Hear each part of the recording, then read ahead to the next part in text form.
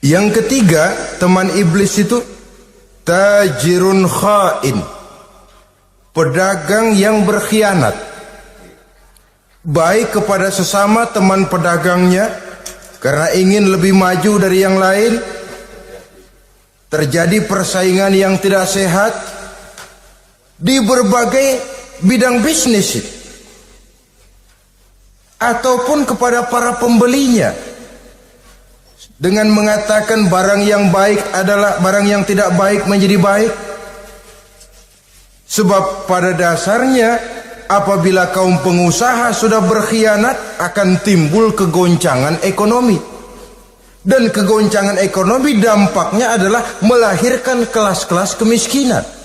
Kemiskinan merupakan satu perangkap iblis.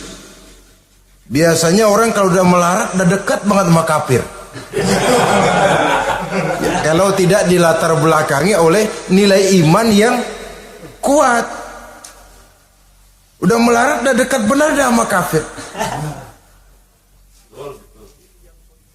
Apalagi iblis ini menggodanya, pandai dia. Kepada orang miskin dia datang dengan bujukan materi.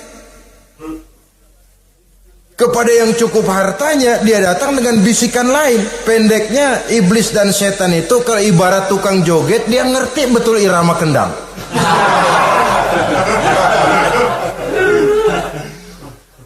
Di mana kelemahan orang itu dia selidiki, dia pelajari, dari arah situ dia masuk.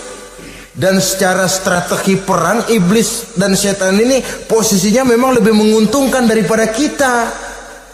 Kenapa? Dia melihat kita, kita mah nggak lihat dia. Dia bisa pelajari kebiasaan dan kecenderungan kita. Kita nggak tahu kadang-kadang kelemahan kita.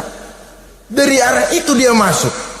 Posisi dan strateginya lebih menguntungkan daripada kita.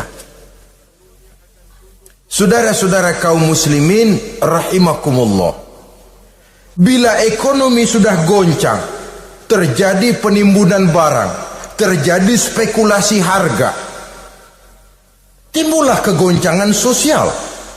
Dan dikala itu setan dan iblis pesta. Dia merasa perangkapnya berhasil. Persaingan-persaingan yang tidak jujur, yang pada dasarnya akhirnya bukan cuma merusak sistem ekonomi, tapi juga mempengaruhi hasil kerjaan. Dalam tender-tender usaha-usaha besar misalnya, oleh karena mengajar supaya dia yang mendapat proyek, dia tidak segan sogok sini, suap sana, semir sana, usap sini.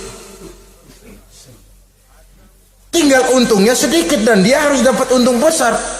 Akhirnya apa? Proyek yang dikerjakan cuma asal sekedar jadi. Tidak seperti standar yang ditetapkan lagi.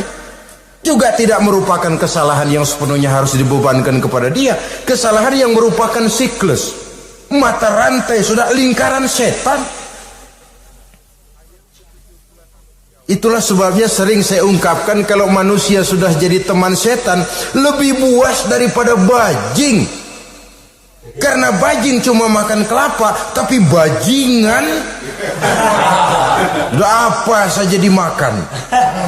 Sudah jadi teman-teman iblis, tidak ngerti halal haram, hak dan batil. Ini kepentingan pribadi apa kepentingan orang banyak, yang penting sikat saja.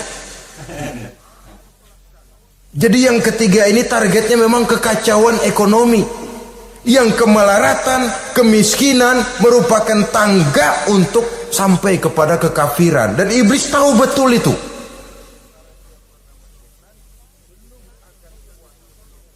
Lain misalnya contoh yang diberikan oleh Rasul. Rasul kan pernah dagang di kala remaja itu, membawa dagangannya Siti Khadijah, kain. Beliau dagang kain. Berapa kain ini? Oh, kalau ini saya ambil dari Ibu Khadijah 25 rupiah. Saudara mau beli saya berapa terserah, asal saya ada untungnya.